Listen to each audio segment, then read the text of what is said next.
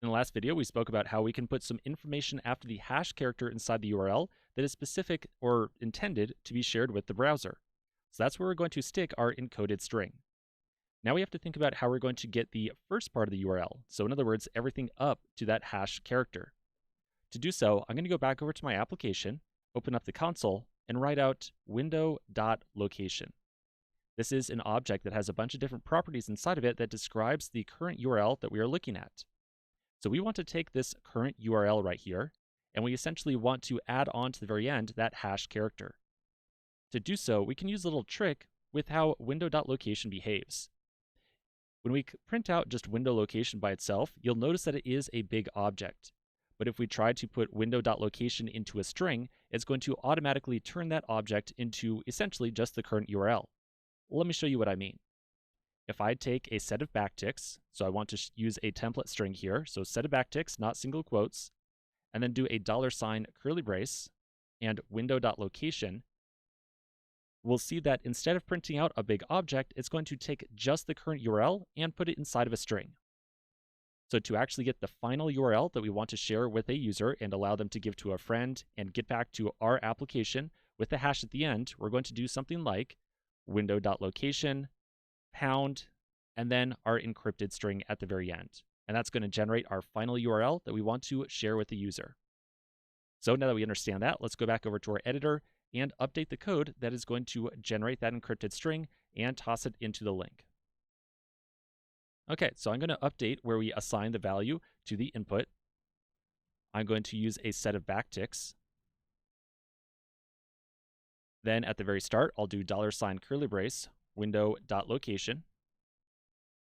Then a pound right after outside the curly braces. And then another $ curly brace around encrypted. I'll save this, and it's going to reformat it just to make the line a little bit shorter. Okay, so now let's save this. I'll go back over and do another test.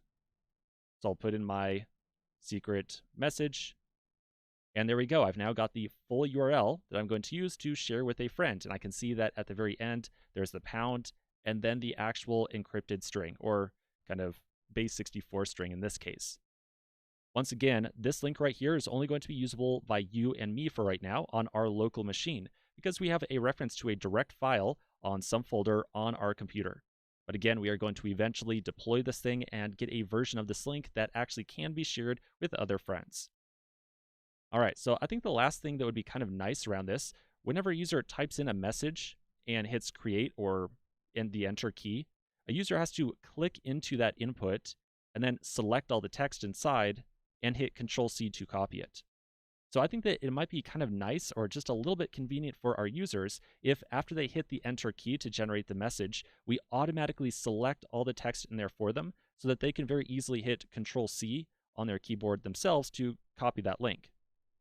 To do so, we can add in another method call on the input element that we are setting the value on. Let me show you what I mean. Rather than doing that select right there and then immediately setting a value on it, I'm going to instead assign the result of that selector to a new variable that I'm going to call input. I'll then update the line right after that to say input.value. And then finally, right after that, I'll do input.select. So the select method right here is going to select that input and all the text inside of it. So that's what's going to make it really easy for a user to copy the link that we have generated for them. Okay, so I'm going to save this again. I'm going to go back over, refresh, and oops, I duplicated the input element declaration. I'm going to change the name on the second one to about link input. That's better. And I'll change both those as well. Much better. Okay, refresh, and I'll put in my secret message again. And there we go. Now that text is automatically selected, so all I would have to do is hit Control-C, and then boom, I've got the link that I can easily paste or share with my other users. All right, so that's definitely a good improvement.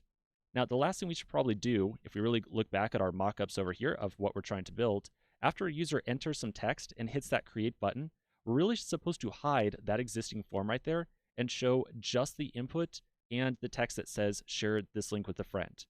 So essentially, we just need to kind of toggle what is actually visible on the screen at any given time. So let's take care of that in just a moment.